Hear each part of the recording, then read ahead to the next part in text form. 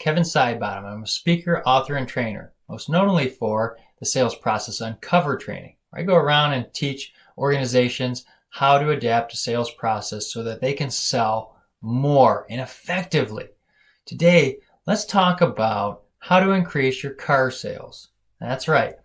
Now, I want to warn you, most customers think of car salesmen like back in the 1970s, like that movie Used Cars. They think of people like that when they're in sales. We know that's not true and that you're actually out there to help your customers, right? You want to help them find the best option for them. So today I want to talk to you about how you can increase your car sales. Now, it's going to be through the sales process. And the sales process is going to answer the 5 buying decisions that your customers have. If you answer those well, guess what? You're actually going to make the sales and you're going to increase them. And by following a process, you're actually going to increase your efficiency.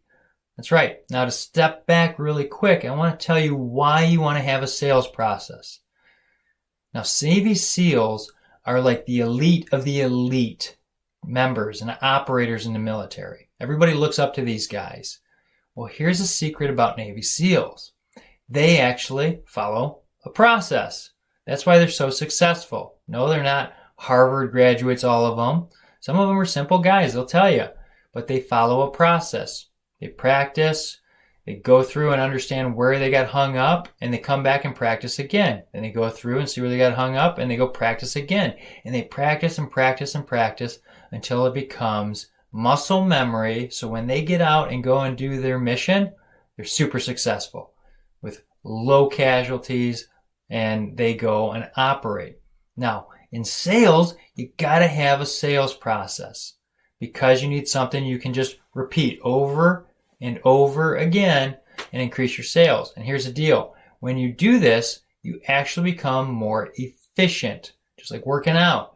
The more you do it, the more efficient you get and the less weight you're carrying. So let's answer the 5 buying decisions. Buying decision number 1 is the salesperson. You and me. That's right. We're in this together. If we want to answer the sales process number 1 right, we need to make sure we're building rapport. Now, rapport is not just finding something in common and talking about that.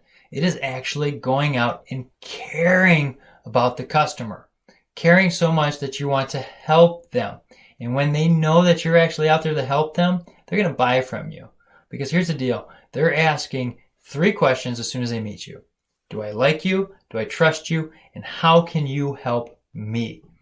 If we can't answer those in a quick amount of time, they're going to go off to somebody else. And you know when someone says they're coming back later, they ain't coming back. They're just lying to you. So we want to make sure that we're answering those questions. We don't want to be confrontational. We want to be open. And it depends on what colors we wear and everything that I teach in the sales process. But you want to focus on building rapport. You want to be valuing the customer and trying to help them. Okay? So focus on building those relationships and asking great questions because those questions are going to help you later on in your sales process. Number 2 thing you have to sell, which is buying decision number 2, is your organization. It's not just you out there selling. What does your organization do to support the customer? Whether it's a service contract, whether it's warranty, what do you guys offer the competition doesn't do, and how you're going to add value to the customer? Because that's what they're looking for. They need support. Because here's the deal. Yeah, they like you, but someday you're not going to be there, and they're going to still be working with this organization. What does the organization add as value? Okay, they care about that more than they care about the product itself because they can go buy another product and service from anywhere. But they care about who they're dealing with. Okay, now we get into the 3rd buying decision, which is finally the product. Okay, now I know you're sitting there going, well, this one's easy. I'm going to fast forward. Don't do that. Stick with me here. So when we're selling the product, we don't want to sell features and benefits. People don't buy features and benefits. They buy answers to their needs. Okay, I want to say that one more time. They buy answers to their needs. So So we need to make sure that we're answering those. You know how we do that?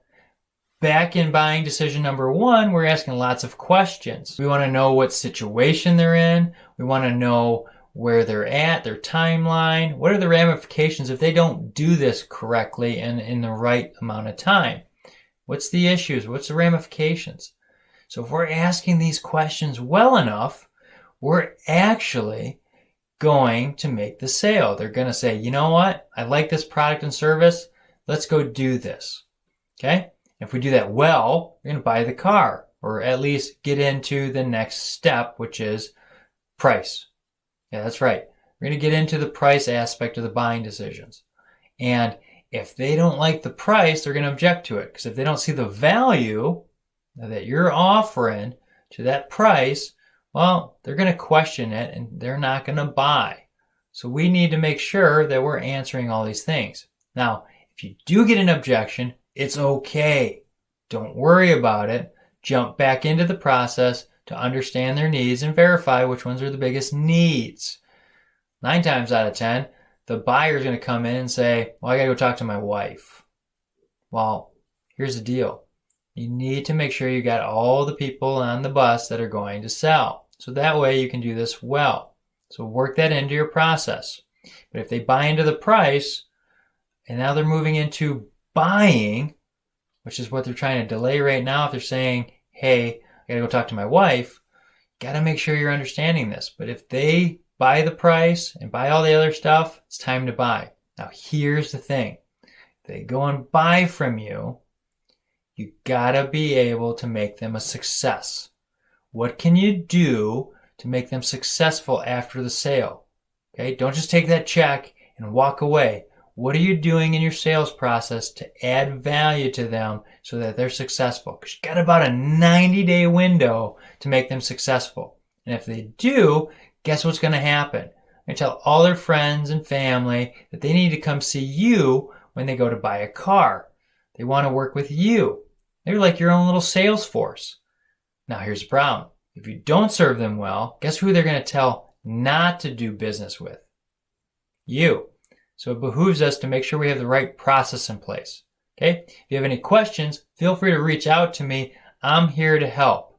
And then if this video has been helpful, hit like, subscribe so other people can get this information. All right? Catch you next time.